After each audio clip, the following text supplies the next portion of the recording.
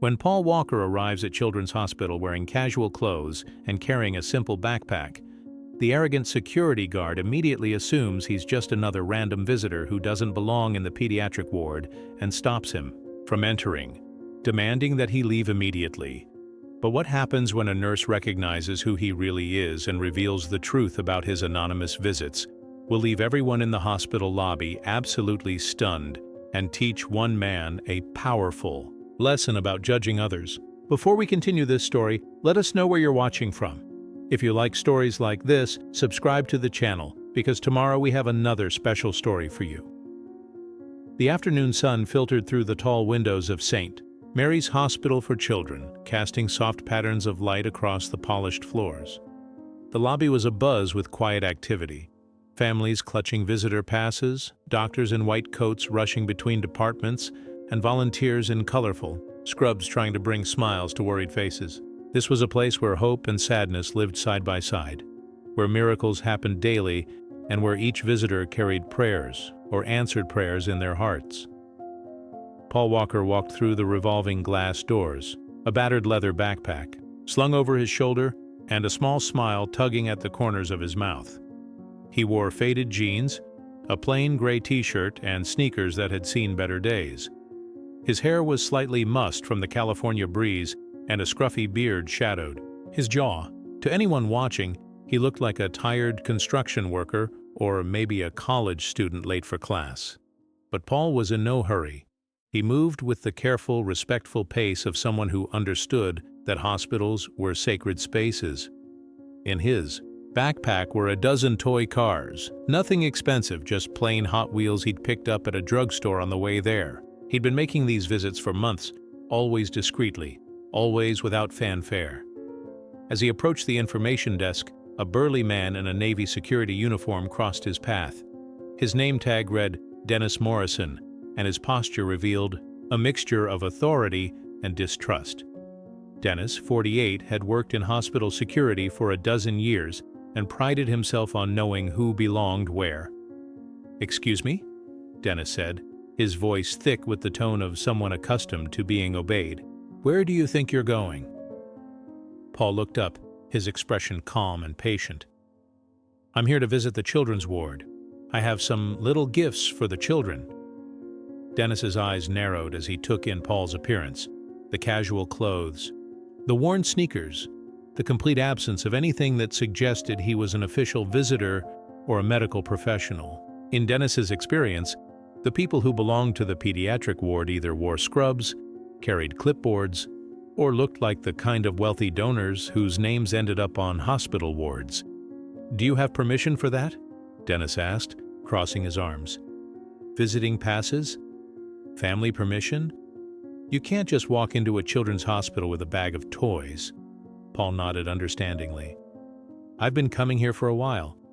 The staff knows me. Maybe if you could check with—" "I don't need to consult anyone," Dennis interrupted, raising his voice a little. "I can see everything I need to see here." Several people in the lobby turned to look. A young mother, holding her young son's hand, stood near the gift shop, sensing the tension. An elderly man in a volunteer vest looked up from sorting magazines, his expression concerned. Paul remained calm. "I understand that you're doing your job. I respect that. But if you could, just—" "My job," Dennis said, stepping closer, "is to protect the children in this hospital from people who have no right to be here. And looking at you, I'd say that's exactly what you are, someone who has no right to be here." The words hung in the air like a slap. Paul's expression didn't change, but something flashed in his eyes. Not anger, but sadness. He'd faced judgment before, but there was something particularly painful about being blocked from children who were fighting battles no child should have to face. "What makes you think I don't belong here?" Paul asked calmly. Dennis gave a short, humorless laugh. "Come on, man, look around." He gestured toward the lobby's marble floors, expensive artwork, and well-dressed families. "This is one of the top children's hospitals in the country. The people who visit us, real visitors, don't come in looking like they just rolled out of bed." A woman waiting nearby with her young son looked uncomfortable. The child, who couldn't have been more than 6 years old and was clearly a patient, judging by his hospital wristband, tugged on his mother's sleeve and whispered something. She shushed him gently, but his eyes remained fixed on the confrontation. Paul looked around the lobby, taking in the families, the staff, the children in wheelchairs and on crutches. When he looked back at Dennis, his voice carried a weight that seemed to take over the entire room. "You're right," Paul said. "This is a world-class hospital. These children deserve the best medical care, the best support, and the best visitors. But I wanted to know if you understand what best really means." Dennis frowned, not waiting for an answer. "Best means qualified, authorized, suitable." Paul nodded slowly. "And you determined that I'm none of those things based on my clothes." Before Dennis could answer, a small voice came from nearby. "Mommy, it's the guy in the car." Everyone turned toward the voice. The 6-year-old boy with the hospital bracelet was pointing at Paul, his eyes wide with recognition despite his obvious illness. Paul's face lit up with genuine warmth. "Hello, friend. How are you feeling?" The child broke free from his mother's hand and went towards Paul, but Dennis quickly stepped between them. "Hold on, kid," Dennis said firmly. "You need to stay with your mother." The boy's face fell, confusion replacing excitement.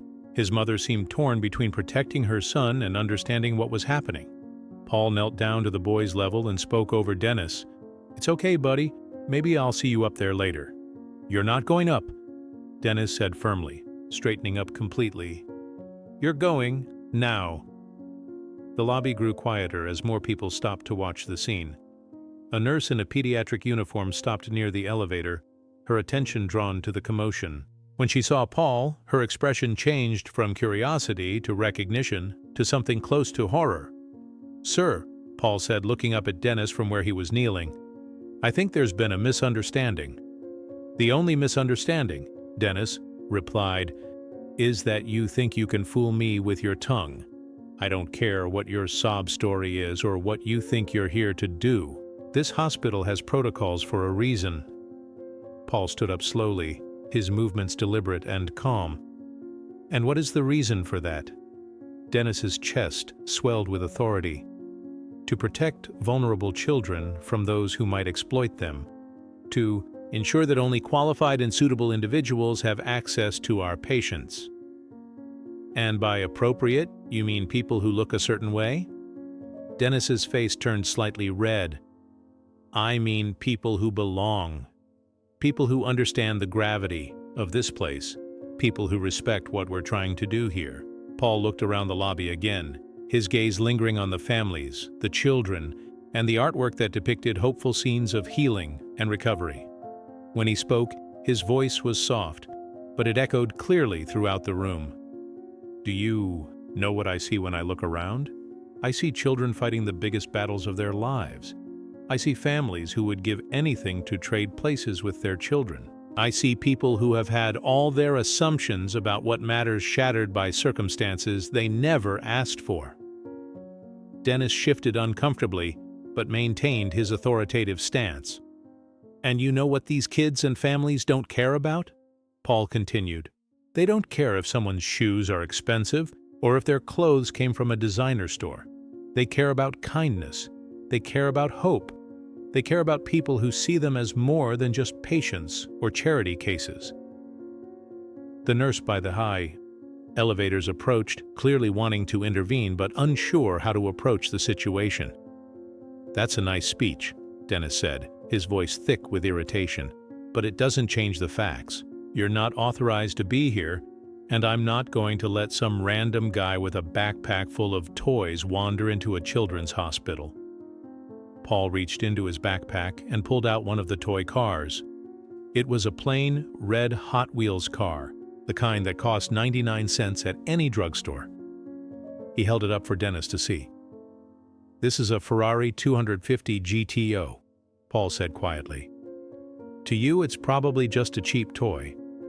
But to a 7-year-old boy who spent the last 3 months in a hospital bed, it's freedom, it's speed. It's the promise that one day he'll be strong enough to dream of racing again." Dennis looked at the toy car and then at Paul. Look, I get that you think you're helping, but no, Paul interrupted gently. You don't understand. You think helping has to look a certain way. You think it has to come with official forms, proper procedures, and people who fit your idea of what's appropriate. The boy who had recognized Paul was now crying softly, overcome with tension and confusion. His mother knelt beside him, trying to comfort him while casting worried glances at the confrontation. Paul noticed, and his expression softened even further. He looked at Dennis with something approaching compassion. That little boy over there? He's not crying because he's sick, although I'm sure he is. He's crying because you just taught him that sometimes adults use their power to stop good things from happening.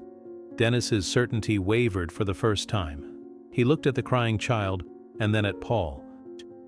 I'm just following protocol, Dennis said, but his voice had lost some of its tone. Whose protocol is this? Paul asked. The hospital's protocol for keeping out people who want to bring joy to sick children? Or your own protocol for deciding who deserves to be here based on appearance? Before Dennis could respond, the nurse who had been watching her finally approached. Her name tag read, Sarah Chen, registered nurse, and her face showed a mix of embarrassment and determination. Excuse me, she said, her voice professional but warm. Is there a problem? Dennis turned to her, relieved. This man is trying to gain unauthorized access to the pediatric ward. I'm handling the situation. Sarah looked at Paul and then at Dennis. Mr. Morrison, do you know who this is? Dennis frowned. Should I? Sarah's expression grew serious. This is Paul Walker. He's been making private visits to our pediatric patients for over 6 months. The kids love him, and he's never asked for publicity or recognition. The lobby went completely silent. Dennis's face went through several emotions in quick succession: confusion, disbelief, embarrassment, and finally, growing horror as he realized what he had done. Paul Walker, Sarah continued, donates anonymously to this hospital. He spends his own money on small donations for children who are facing their toughest battles. And he does it quietly, without cameras or press releases, because he believes that children deserve joy without it becoming a media event. Dennis looked at Paul with new eyes, seeing not a suspicious stranger but a man whose goodness was hidden behind assumptions and prejudices. I didn't know, Dennis stammered. Paul looked at him with the same calm expression he had maintained throughout their meeting. Would it matter if I wasn't famous? Would that little boy deserve any less kindness if I was just a construction worker who wanted to share a toy car? The question hung in the air, and Dennis had no answer, because the truth was uncomfortable. He had judged Paul not by his intentions or character, but by his appearance and his assumptions about who should occupy exclusive spaces. Sarah stepped forward gently. Mr. Walker, the kids have been asking about you. Tommy in room 314 specifically asked if Car Guy was coming today. Paul smiled, the first genuine smile he'd shown since the confrontation began. I brought him something special, he said, reaching into his backpack and pulling out a blue toy car. It's a Porsche 911. I thought he'd like the racing stripes. Sarah's eyes watered slightly. He'll love it. He says he wants to be a race car driver when he grows up. Dennis watched the conversation, noticing something that had previously gone completely unnoticed. This wasn't about charity or publicity or even money. This was about connection, about hope, about the simple but profound act of seeing children as children rather than patients. Mr. Walker, Dennis said quietly, his voice slightly cracking, I owe you an apology. Paul turned to him, his expression unaffected by anger or resentment. You don't owe me anything, Dennis. But maybe you owe yourself the chance to understand what you almost stopped today. Dennis nodded, unable to speak for a moment. When he found his voice, it was different. More humble, more human. I thought I was protecting the children, he said. But I was protecting them from exactly what they needed most. Paul moved closer to Dennis, close enough that the conversation became more intimate, less public. You were doing your job, Paul said gently. But sometimes our job isn't to keep people out. Sometimes it's to recognize when we should let them in. He paused, looking around the lobby at the families, children, and staff who had witnessed the encounter. These children, they have no time for our prejudices or assumptions. They are fighting battles that would destroy most adults. If anyone wants to give them a moment of joy, a spark of hope, a reminder that the world outside these walls is still beautiful, maybe our job is to step aside and let that happen. Dennis wiped his eyes, not caring who saw. How can I fix this? Paul smiled. You just helped, but if you really want to help, he reached into his backpack and pulled out another toy car, a yellow Mustang.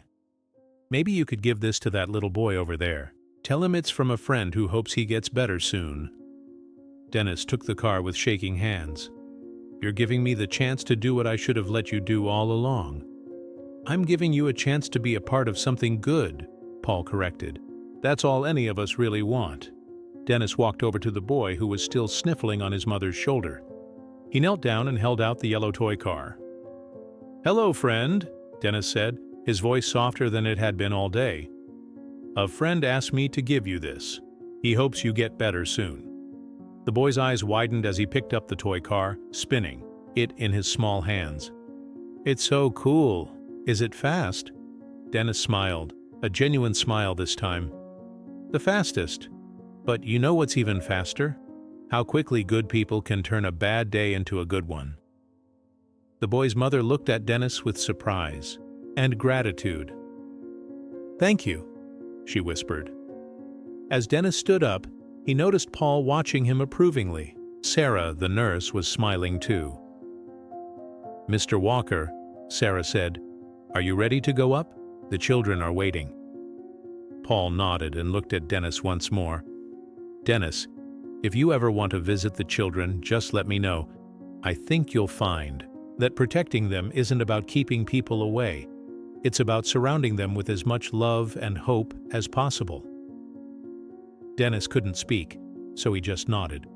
As Paul and Sarah walked toward the elevators, the lobby gradually returned to its normal rhythm, but something had changed.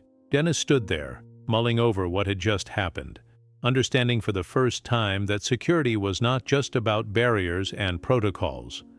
Sometimes true safety meant recognizing when it was safe to let down your guard and let kindness in. 2 hours later, Dennis was still thinking about the encounter when Paul returned to the lobby. His backpack was empty, but his smile was wider. How was it? Dennis asked, approaching timidly. Paul's eyes lit up.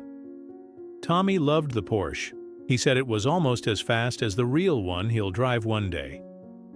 He paused, his expression more serious. He also asked me to thank the security guard who gave his friend the yellow car. Apparently that small act of kindness spread throughout the ward. Dennis felt his chest tighten with emotion. I wanted to fix what I had broken. You did more than that, Paul said. You showed those kids that adults can learn, they can grow, they can choose kindness over judgment. That's a powerful lesson for kids who are learning to fight, battles they should never have to face. As Paul was getting ready to leave, Dennis called out to him, Mr. Walker, next time you come, would you mind if I walked with you? I think I could learn a lot about what real protection is like. Paul turned with a smile that seemed to light up the entire lobby.